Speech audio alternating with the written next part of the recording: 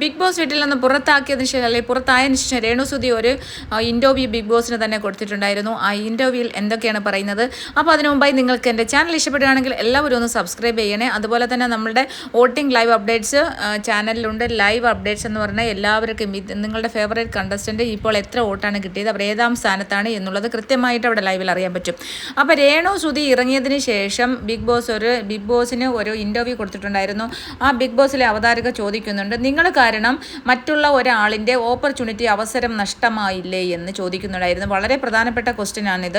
കാരണം ലാലേട്ടനോട് പറഞ്ഞു ഒരു ദിവസമെങ്കിലും എനിക്ക് അകത്ത് കയറിയാൽ മതിയായിരുന്നു എന്ന്. അതിന് വേണ്ടിയിട്ടാണ് ബിഗ് ബോസ് ഷോയിൽ കളിക്കാൻ പോയത്. നമ്മൾ എവിക്ഷൻ ആയിക്കഴിഞ്ഞാൽ ജനങ്ങളെ പുറത്തേക്കാക്കിയാൽ നമ്മൾ പുറത്തായി, അത് നമ്മൾ അതിനെ നമ്മൾ അംഗീകരിച്ചുകൊണ്ട് പുറത്തേക്ക് പോകുക. അല്ലാണ്ട് ഒരാൾക്ക് പറ്റില്ല എന്ന് പറഞ്ഞ് ഏതെങ്കിലും ഒരു ദിവസത്തേക്കെങ്കിലും ബിഗ് ബോസ് ഷോയിൽ കയറാൻ പറ്റിയാൽ മതി എന്ന് വിചാരിച്ചിട്ട് ഇത്ര ദിവസം നിന്ന ഒരാൾ വളരെ മോശമായിട്ടുള്ളൊരു പ്രവണതയാണ്. ആരും അങ്ങനെ ചെയ്യാതിരിക്കട്ടെ. പിന്നീട് പറഞ്ഞു, ഞാൻ അവിടെ കയറി ഒരാഴ്ചയ്ക്ക് ശേഷം ഞാൻ വേറൊരു മനസ്സായിരുന്നു, ഞാൻ ഉള്ളിൽ പോയി, ഞാൻ അബ്നോർമൽ ആയിരുന്നു എന്ന് പറഞ്ഞു.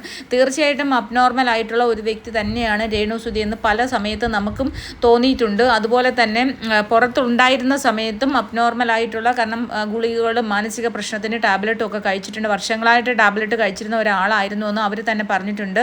അപ്പോൾ അതുകൊണ്ട് തന്നെ അത്തരത്തിലുള്ള ഒരാളിനെ ബിഗ് ബോസ് ഹൗസിനുള്ളിലേക്ക് കൊണ്ടുപോയത് എന്താണെന്നുള്ളതാണ് നമുക്ക് മനസ്സിലാവാത്തത്.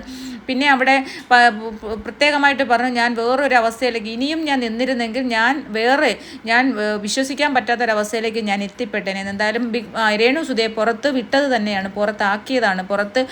രേണുസുതി ഇഷ്ടപ്രകാരം പോകുന്നതാണെന്ന് ഞാൻ ഒരിക്കലും വിശ്വസിക്കുന്നില്ല. കാരണം ലാസ്റ്റ് മൊമെൻറ്റിൽ രേണുസുതി 2 ദിവസമായിട്ട്, അതിന് മുമ്പ് പോകണമെന്ന് പറഞ്ഞ രേണുസുതി 2 ദിവസമായിട്ട് ആക്റ്റീവായിരുന്നു. കൺഫെഷൻ റൂമിലേക്ക് വിളിച്ചതിന് ശേഷം രേണുസുതി ഭയങ്കര ആക്റ്റീവായിട്ട് ഡാൻസിനും ഓരോ സംസാരിക്കാനായാലും ടാസ്കിൻ്റെ അവിടെയും എല്ലാം കറക്റ്റായിട്ട് ആക്റ്റീവായിട്ട് നിന്ന്. ഒരിക്കലും രേണുസുതിക്ക് പുറത്ത് വരാൻ ആഗ്രഹമുണ്ടായിരുന്നില്ല എന്ന് തന്നെയാണ് എനിക്ക് തോന്നുന്നത്. കാരണം ഓണത്തിന് വിഷ് ചെയ്തപ്പോൾ ചേട്ടത്തിയും ഇവരുടെ മകനും കുട്ടിയും ഒക്കെ വിഷ് ചെയ്യുന്നുണ്ടായിരുന്നു. അമ്മയെ ഞങ്ങൾ കാണുന്നുണ്ട്, അമ്മ നന്നായിട്ട് കളിക്കുന്നുണ്ട്, രേണുമ്മ നന്നായിട്ട് കളിക്കുന്നുണ്ടെന്ന് ആ കുട്ടിയൊക്കെ പറയുന്നുണ്ടായിരുന്നു. നന്നായിട്ട് നീ അവിടെ നില്ല്, മക്കൾക്ക് ഒരു പ്രശ്നമില്ല, ഞങ്ങളിവിടെ സേഫായിട്ട് സന്തോഷമായിട്ടിരിക്കുകയാണ് എന്നും കൂടി അവരുടെ വീട്ടുകാർ പറയുന്ന കേട്ടിട്ട് രേണുസുതി വീണ്ടും അവിടെ നിൽക്കാനുള്ള സാധ്യതയായിരുന്നു. പക്ഷേ ലാലേട്ടൻ പിടിച്ച പിടിയാലെ അകത്തുപോയി രേണുസുതിയെ പുറത്തേക്ക് കൊണ്ടുവന്നത് തന്നെയാണ്. നമുക്കത് ആർക്ക് കാണുന്നവർക്ക് മനസ്സിലാവും. രേണുസുതി സ്വമേധയാ ഇറങ്ങി വരണമെന്ന് പറഞ്ഞതല്ല, രേണുസുതി അതൊരു ഡ്രാമ ചെയ്യാനാണ് ശ്രമിച്ചത്. പക്ഷേ ലാലേട്ടനും ബിഗ് ബോസും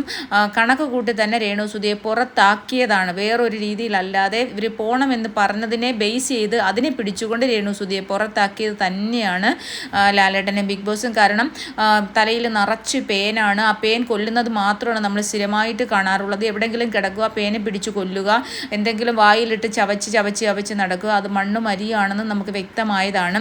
ഇത്തരത്തിലുള്ള ഒരാളിനെ ഇത്രമാത്രം ഒരു റിയാലിറ്റി ഷോയിൽ കൊണ്ടുവന്നാൽ ആ ഷോയുടെ ഒരു റെപ്യൂട്ടേഷൻ, ആ ഒരു ക്രെഡിബിലിറ്റി എന്താവും എന്നുള്ളത് പിന്നണിയിലുള്ള ആൾക്കാർ തീർച്ചയായിട്ടും ശ്രദ്ധിച്ചിട്ടുണ്ടാവും, അവരുടെ സ്പോൺസർമാർ ശ്രദ്ധിച്ചിട്ടുണ്ടാവും. കാരണം ആ ഒരു ഷോയുടെ ഒരു വലിയ റെപ്യൂട്ടേഷനുള്ള ഒരു ഷോയുടെ റെപ്യൂട്ടേഷൻ തന്നെ നഷ്ടമാവുന്ന രീതിയിലായതുകൊണ്ടാണ് രേണുസുതിയെ ബിഗ് ബോസ് പുറത്താക്കിയത്.